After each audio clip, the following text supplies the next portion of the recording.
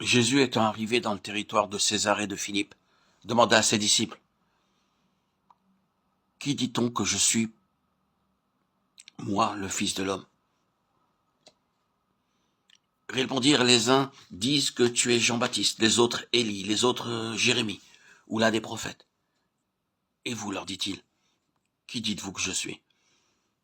Simon-Pierre répondit, tu es le Christ, le Fils du Dieu vivant. Jésus reprenant la parole lui dit, tu es heureux, Simon, fils de Jonas, car ce ne sont pas la chair et le sang qui t'ont révélé cela, mais c'est mon Père qui est dans les cieux.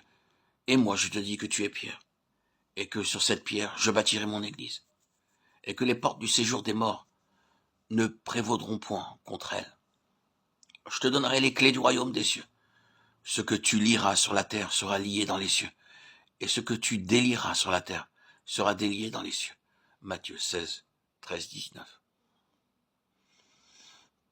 Qui dit-on qu'est le Fils de l'homme ? C'est la question que Jésus posa à ses disciples. Il n'y avait pas de doute qu'il était le Fils de l'homme.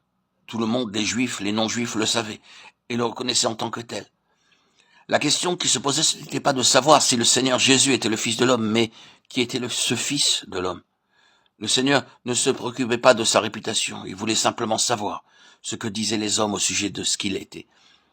Alors, qu'est-ce que les hommes ont dit de lui ? Ses opposants déclaraient qu'il était possédé par un démon ou bien qu'il mangeait et buvait avec les publicains. Certains disaient que c'était Jean-Baptiste, d'autres que c'était Élie et d'autres encore Jérémie ou l'un des prophètes.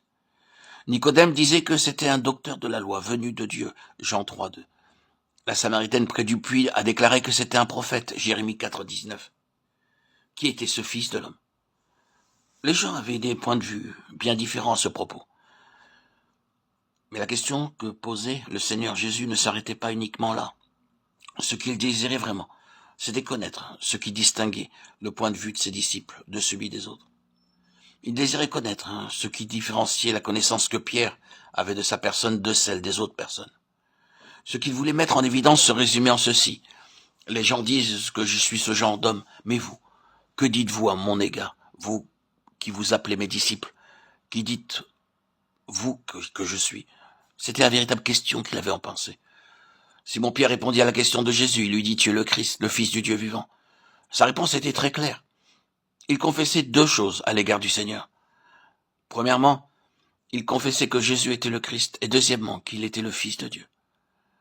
En ce qui concerne la personne du Seigneur Jésus, il est le Fils de Dieu, et à l'égard de son œuvre, il est loin de Dieu. Le Fils se rapporte à ce qu'il est, le Christ, le oint, se réfère à ce qu'il fait. Le terme de Fils nous parle de sa relation avec Dieu lui-même, et celui de Christ nous parle de sa relation avec le plan de Dieu. En parlant du Seigneur lui-même, il est fait mention qu'il est le Fils du Dieu vivant. En parlant de l'œuvre du Seigneur, il est déclaré qu'il est le Christ. Il est le Christ du Dieu vivant, loin de Dieu, désigné pour accomplir le plan de Dieu. C'est la confession de Pierre et aussi notre confession à l'égard du Seigneur Jésus. Après la confession de Pierre, le Seigneur Jésus lui dit, « Tu es heureux, Simon, fils de Jonas, car ce ne sont pas la chair et le sang qui t'ont révélé cela, mais c'est mon Père qui est dans les cieux. » Matthieu 16, 17.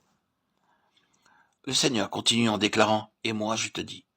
Tout d'abord, il montre à Pierre d'où procède cette confession et ensuite, il fait voir à ses disciples la grandeur et la conséquence d'une telle confession.